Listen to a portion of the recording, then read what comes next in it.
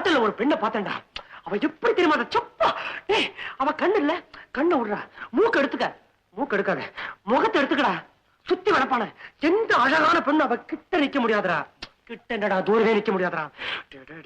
அவ்வளவு பிரமாதமா இருந்தாடா. இருக்கட்டுமே, அழகா இருக்கிறது அவ தப்பு இல்லையே. அப்படின்னா அப்பேற்பட்டவ எங்க கூட பேசுறாளா, அதான் தப்புங்கிற? பேசுறது எப்படா தப்பாக முடியும்? டேய் அவ என்ன பார்த்து ஐ லைக் யூ, உங்களை எனக்கு ரொம்ப பிடிச்சிருக்கு அப்படின்னு சொன்னாடா.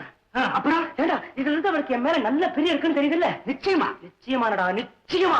அவ பிறந்த நாளைக்கு எனக்கு மாத்திரம் தான் அழைப்பு அனுப்பிச்சிருக்கா. பஸ் எந்த பையனுக்கு அனுப்பல தெரியுமா? ஏ ராகவன், அவ என்ன பார்த்து உங்களுக்கு கல்யாணம் ஆயிடுச்சா அப்படின்னு கேட்டாடா. கேட்டாளா? சார்மா கேட்டுட்டு சும்மாதான் கேட்டேன் அப்படின்ட்டாடா. சிரிச்சு மழுப்பிட்டாளாக்கா? டேய் காலேஜ்னு ஒண்ணு இல்லன்னா பொழுது போற தெரியாம எவ்வளவு மணி நேரம் வேணா உங்க கூட பேசிட்டு இருப்பேன் அப்படின்னு சொன்னாடா. சுந்தரம், சந்தேகமே இல்லை. டேய் முக்கியமான விஷயம், ஒரு ஃப்ரெண்டோட ஹோட்டலுக்கு வந்துவா ஹேண்ட்பேக் இல்ல கைப்பை அதை மறந்து வச்சுட்டு அதுக்காக இன்னொரு தடவை வந்துட்டு போயிருக்காடா. தனியா தானே வந்தா? ஆமா, ரெட்டை தடிய வெளிய விட்டுட்டா.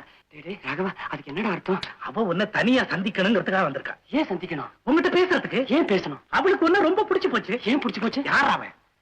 அவ உன்னை காதலிக்கிறான். டேய் இன்னொரு தடவை சொல்லு. அவ உன்னை காதலிக்கிறாடா. எழுதி கொடுறா.